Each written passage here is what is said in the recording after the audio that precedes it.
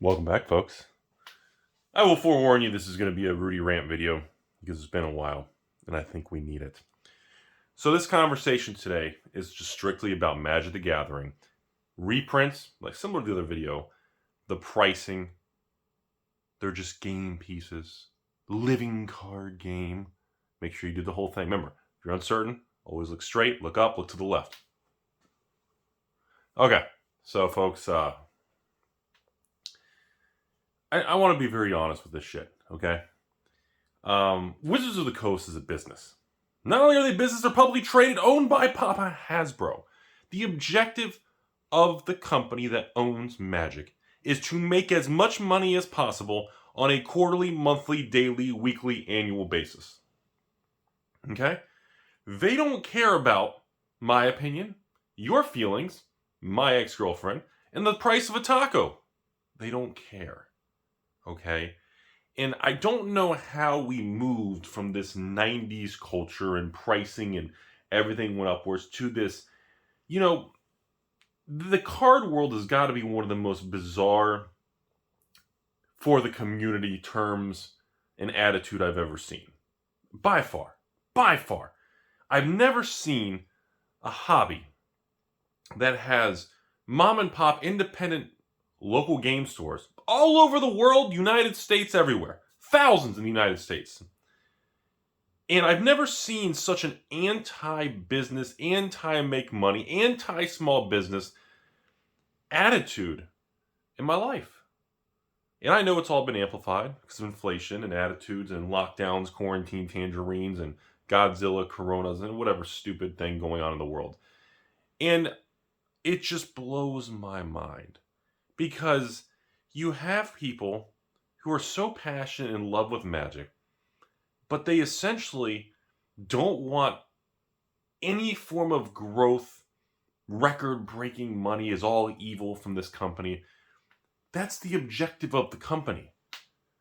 I don't understand why the general public in the Timmy empire of people are so shocked that these corporations that are assembled to make money are trying to make as much money as possible. It's so weird. It's just bizarre ass backwards 2022, post 2020 era culture. It's just a crazy thing. You have, let's go into some details. You have segments of the Timmies that just ban their pitchforks and demand any card that's worth any money get reprinted. Any reserve list thing be torn down and sent out to the trenches. Any form of modern staple that go fetch lands should be literally in the basic land slot. You know, everything should be reprinted to make sure every card is under like $5. I've heard some people say that every Magic card should be under 10. Every Magic card should be under 5. And it just, I don't know if they're just so passionate and frustrated because their personal life doesn't allow them the ability to have access to it, which makes sense. Or it's just, are they not educated? Where some individuals and Timmies don't understand the economics of corporations and the company who owns Magic, and the goal of Magic from day one to print and sell booster boxes was literally the objective in 1993. I'm not sure, or if it's just a combination of everything. But it's just so fucking crazy to me that people, not really people, Timmies, can't seem to understand why Magic is expensive. And they get so angry when a product doesn't reprint a particular card. And that one card is now went from $5 to $10 to $20. It's $50! You know, and it's like their heads pop off, roll down the bowling lane, bounce off the little kid bumpers, and still don't hit any pins. It's just crazy shit, folks. And I watch. And I watch these individuals get angry on all kinds of people's different Magic YouTube channels, all kinds of content creators. I've seen so many times over the years to, everybody avoid this LGS in, I don't know, Colorado. Washington has this LGS. We need to post them online. We need to make sure they're everybody review bomb them. Like, I don't know. I guess people are trying to feel the savior of other Timmys by bashing some business that either made a mistake, did something wrong, or I don't know. So we got to burn them to the ground. It's just this weird thing that's gone on for the last 6.9 years I've been on YouTube.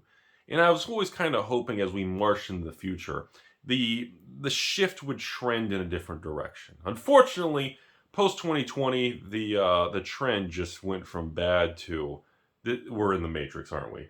We have to be in the matrix. And I just see this stuff, folks. And I don't get the disconnect of some of these Timmys out there that just don't understand the purpose of a couple who opens an LGS. Do you know why they open an LGS? There's only one acceptable answer for why somebody opens an LGS. And no, Bob in the back, because they like cards? Wrong. Back in the basement, pull the red rope, go with the alligators. Yes, Lumberg in the corner. Because they're trying to help the community. Lumberg, stop banging everybody. There's only one answer of why LGSs and why people work there and why they are open. It's to make fucking money. That's the point. I don't understand. Wait, no, Rudy. Debbie Downer's Positive Penelope Emporium that opened in my local town. She is only there to bake cupcakes and give out hugs and help the community. No! They're there to make money! That's the point! That's why it's a store! That's why they're taking the risk! That's why they clock in and out that's why they hire employees! That's why they spend money! That's why they try to make it nice! These are all things to help the business! And why is it deemed that every LGS that's not selling product at a complete loss deemed evil capitalist wrong? What happened? What is wrong with people's perspective that people aren't allowed to work hard or run a business and these stores all over the country aren't allowed to make money? I don't fucking get it. I think it's a cultural problem that I don't understand it. Why is it deemed so bad? Why do we have to be angry at any store around the United States? That makes sense. Rudy? Yes. Sally in the back. Rudy, I bought Jumpstart a year ago for $140 a box. Okay? And now it's down to $90.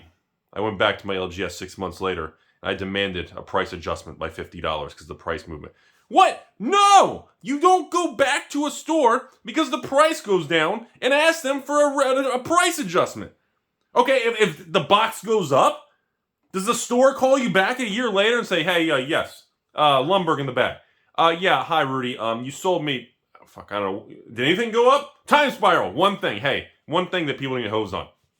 Rudy, this box went up. I bought it from you a year ago or 2 years ago. So I have to send you $50 because it went up. What? I got to admit, folks, I went to Walmart the other day. I bought a beautiful, I saw the nicest pair of giant melons I've ever seen in that store. I mean, this person walked in with these two melons that were just so unbelievable. And you know what the funny thing about is? They were organic, homegrown. And you know what's the best part about these melons? They were $5 a piece. I walked over produce. I grabbed my I felt them all to make sure which melon I wanted. And I picked out the two best, perfectly shaped melons. And I checked out at Walmart. Now I went back yesterday. I saw the melons were $10 a piece. I felt so bad because I enjoyed fondling and playing and eating and licking those melons all night that I actually went to Walmart, called corporate, and mailed them a $5 gift card for a price adjustment. I mean, I'm sorry. When you go to the Taco Bell drive-thru, do they say, "Sir, you were here 3 years ago. Tacos went up. You need to pay the difference"? An LGS shouldn't call you back in the future saying that product went up. You need to pay us the difference.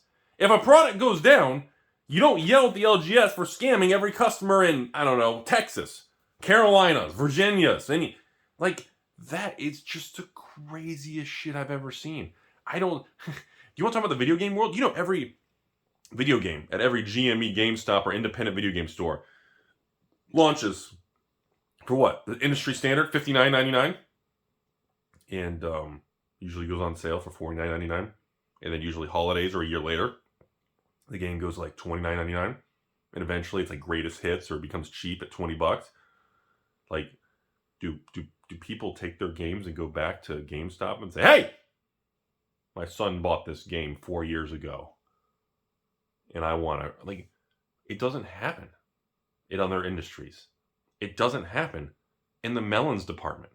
It doesn't happen when people buy the new Resident Evil, Final Fantasy, Red Dead Redemption, the game. I don't even know any games. I'm so old, I'm a fart. I mean, it's weird to me that the respect and understanding of the way the ecosystem works, everything's just thrown out the window in the LGS world. It's absolutely mind-numbing to me. And now I'm going to defend the Timmies, because I know they've already thumbs down and cursed me out and left. Some of this is Wizards of the Coast fault for establishing a direct consumer model through Papa Bezos and Amazon, because they say, "Oh, there's no MSRP," but then they establish the entire massive Amazon ecosystem with Wizards corporate, and they set MSRPs and they mark down from MSRP, and it's like, no, MSRP doesn't exist. What's that over there? That's a day off. Please, here's a gift card. Look the other way. Like, so some of this is self-inflicted by the mothership or the parent company of Wizards. But a lot of this, and I would say at least 50% of this, is a cultural problem. It's a cultural perspective, lens viewing problem. Because I grew up in a time where, when my parents had a restaurant and doing it before they retired, I saw the long hours in them, and I'd go there in the summer and sit in the back and watch the food and customers. And I was taught you're supposed to build a business and work hard and grind it for years. And that's what I did. It worked out for me, it worked out for them. And most people, if they keep trying, even when they fail and screw up, which you will do, you'll get things wrong, you'll fail and screw up. Don't tell anybody! Oh! The difference is how you react and push forward. And, so back to this thing. It's so weird to me when you look at reprints and prices and price increases. We're making this video, we're getting ready to march into June of 2022, which means Papa Hasbro's getting ready to just crush us with the biggest price increase ever. We're going to see what the final numbers come in, we'll see what happens. And of course, everyone just says, Quad Masters is going to go to the moon, Commander Legends 2 is going to 0, Crimson Val is being used to build tree forts, and apparently everything else is useless, right? The reserve list should be, banned and removed, and dual land should be in basic land slots, blah, blah, blah. And it just, that's where I think the problem is, folks. That's the Rudy rant video. The issue is, I feel, it's a weird groupthink public perspective of Timmy's. And the impact of the screechy loud wheel gets the most attention. And doesn't mean that screechy loud wheel is screeching the correct information or what should be done. And unfortunately, we live in a time that's so complicated. Even when things are changed or what seems like the right thing to do may not be the right thing to do, because then you have collateral damage and side effects that lead to other problems that you didn't plan for. On the surface, we want the... Okay, I mean, I can give all kinds of complicated things. Here's a 5-second example. If you reprint fetch lands in every set, let's just make a stupid example. Let's just make it dumb. And you crush the value of fetch land down to $1 or $2. Okay? Well, there's no allure. Sure, the game piece is great now, the living card game. That's why they do so well. And, that's, when you crush the value so low, you get situations where it causes issues selling boxes. When boxes don't sell, the whole pipeline backs up, and you have a lot of economic problems, from Wizards to distribution to LGSs across the board. In 2017, when I was on YouTube still, when I was making these videos, I had many videos talking about the decline of the Magic player base. 20 to 30 to 35 to 40% of LGSs either stopped carrying Magic or completely shut down per distributor's tracking, at least in 2017. That was a very tough time. And, there's tremendous side effects to making cards cheap. But there is a tremendous movement, and by say tremendous movement, I mean at least 1% of the player base. That's very noisy. Believes that game pieces should be incredibly cheap accessible, and available, without taking into any consideration of how complicated the spider web of the ecosystem of any economy is, including the card economy. So when you look at everything, this was, I mean, I can give so many examples of literally the moment Conspiracy 2 Take the Crown came out and Wizards put out a public press release stating it's going to be print to demand, so don't worry about getting the boxes. That one memo literally rug pulled the entire ecosystem of Conspiracy 2 Take the Crown, collapsed the product, collapsed everything, and created a disaster. And pretty much for anyone who sold singles, stocked them in their shelves in their LGS, did mass box openings. That was it. That one moment, and they never did it again. They never did it again. Other examples, the iconic Master situation. People said, wait, where's all my expensive reprints, this and that? This is garbage. And the market was so abrasive with demanding $100 crazy high-end reprints, and they didn't get it. It was the theme set you were waiting for. No, that was Masters 25. And the ecosystem, the entire economy around the product collapsed again. Okay? And when I look at situations like Battle for Zendikar, Oath of the Gatewatch, Kaladesh, Aether Revolt, had beautiful inventions and masterpieces. Products did very well. They rolled into Amon Kitty Cat and Hour of Devastation. The framework and the custom look that looked like Yu-Gi-Oh cards was so bad.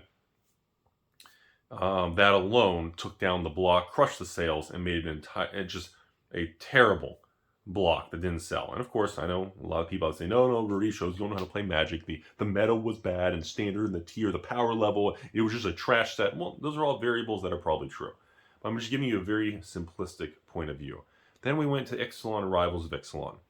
They actually removed the masterpieces last minute. They even designed them, paid for them, and they put the masterpieces on the back of the cards. Some of them lands and some of them enchantments and everything. And so essentially you would see the flashy masterpiece card that should have existed, and they put it on the back of some of the cards and made them flip cards. And unfortunately, looking back, and I was very critical of Wizards too, and I got that call wrong. And I look back at that was the wrong decision. It crushed Ixalan and Rivals of Ixalan, and coming off the backs of Hour of Dev, and of course, and Kitty Cat, we went into another block where sales were garbage, stores shut down, people who did mass box openings lost 30-40% of their money, and the ecosystem crumbled. Again, as I always talk about long term, now that we can reflect on these things, the impacts of those type of decisions in weak market conditions have led to an era where single cards from Amonkhet, Hour of Devastation, Ixalan, and Rivals of Ixalan are now very expensive, and the box prices, as with all rubber band theories, have popped higher than they should be because the print run was lower than it should have been because of the missteps at launch in the anger over lack of expensive reprints or masterpieces or missteps, any of these variables. And the problem is, again, on the internet, in a world of tweets and Twitters and Tumblrs and Instagrams and only tacos and OnlyFans, everything is a one-sentence abrasive comment that's directed towards a content creator or an LGS or a distributor. And you really can't have a full, in-depth conversation about what really needs to be done on these short-form discussions. They require a long, in-depth understanding of the amount of money involved. So to swing this video back around, I'm going to cut it off. I'm done talking about it. I just want to talk to everybody today about, this is a business. Wizards is in the business of making as much record quarterly profits as possible. And they are very successful at doing that. You may not agree with it. I may not agree with it. But they are very successful at doing it. And to think that Double Masters is going to fail, we're going to boycott it because it's too expensive. To think that Commander Legends 2 is going to go to zero and be Crimson Val 2.0 because it doesn't have expensive reprints in it. To think that, I don't know what these other examples are. Well, I guess Strixhaven and Adventure Forgotten Realm, they're all last call out of print now. Even this new one, okay. Streets of Copacabana. I got another video coming on that one, or it might already be out, depending on the time of these videos. People are talking about now Streets of Cabana is now Crimson Val 2.69. The amount of just short-sighted actions, we're swinging back to the same thing. We're starting, to me, I feel like I'm back in 2017. Where literally everyone's just bashing every product. It's all overprinted to oblivion. It's all this and that. It's all garbage, everything. Amazon dump, channel snowball dump. It's all crap. fire sale distribution level, overprinting. You know, I've seen this show so many times. It's a rerun to me. It's a rerun. And, you know, people said the same thing in the 94, 95, 96 era with Ice Age 4th Edition, Chronicles, Fallen Empires, Homelands being overprinted. So the same thing going into the 2001 through 2005 era with all these advanced sets with, you know, Scourge and Legions. And it didn't do good. They were either overprinted, didn't do good. They cut the print runs because they weren't selling. Same thing. Move forward. Gate Crash, Dragon's Maze RTR block. Print to demand. What created print to oblivion. It's all garbage in it. And that was and it's the funny thing is in Magic's history, the worst performing era in the history of Magic is still the Dragon's Maze Gate Crash Return to Ravnica. And the reason that is considered the worst performing block in Magic history is because that product came out, 10 years ago? And they bottomed out at $70, $60, $70, $80 a box. And after it being existing from 2011 to 2021, 10 to 11 years, maybe 11-ish years, depending if you start beginning or end of the print run. After 11 years, these $80, $90 boxes are only $130 to $150. And that's the worst performing garbage block in Magic's history on a percentage drift higher increase from either when they went out of print to where they are today. That's the worst. That's the worst. So the absolute worst, if you just literally did that, was a couple percent a year where it drifted higher, or inflation adjustment, whatever you want to call it. And, you know, it's just context matters, folks. And emotions matter.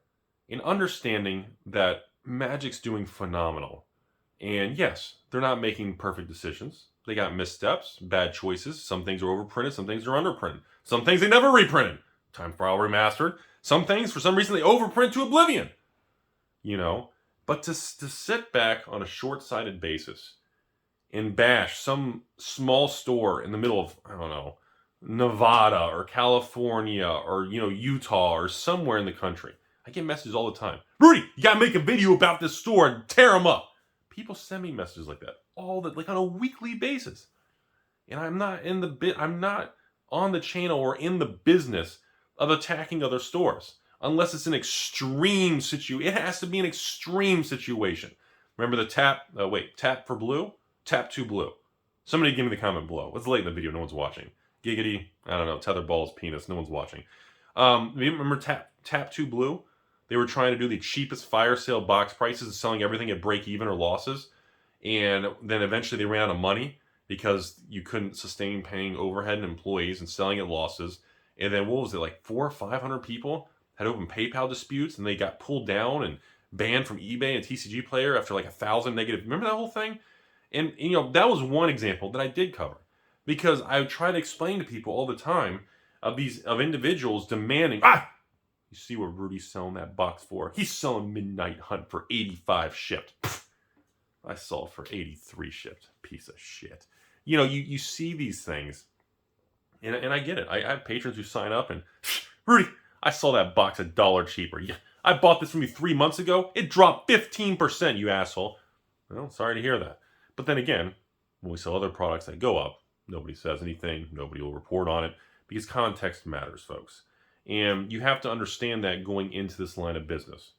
So I'm ready to cut the video off. Conclusion of the video. Number one, context matters. And taking things out of context can always skew kind of away from the true data and true understanding what's happening. Number two, the bashing of individuals or for the community and all that stuff, it's all bullshit. People open LGSs because people hate their job. They break away. They want to open their own store, and they want to be around cards and things they're passionate about, and they want to make a living to support themselves and their family. They are doing it to make a living. If they do not make a living, the store will disappear. They're not there to help your local community and hand out hugs. And no, this whole thing with, well, that's why the LGS should sell snacks and popcorn and you know, Three Musketeers and Snickers and Skittles and M&Ms. It's their fault for not selling enough junk food to all the players. That's got to be the most insulting bullshit answer. That shows what's wrong with people's perspective and lack of respect to any store. You know, if you truly believe in open communication in a community, in stores, you should be willing to have open basic communication and talk about it. Even if you don't like the person, you don't like that other YouTuber, that Instagram chick, or the chick over there selling bath water, or the dude over here running some, channel Snowball, the dude over here running, I don't know, Castle Kingdom Games. Just because you don't see eye to eye doesn't mean you have to hate these people and attack them. Unless it's, again, a really extreme thing where, somebody's stolen thousands or millions of dollars and they, something extreme. That's all I have to say. I really think it's a problem.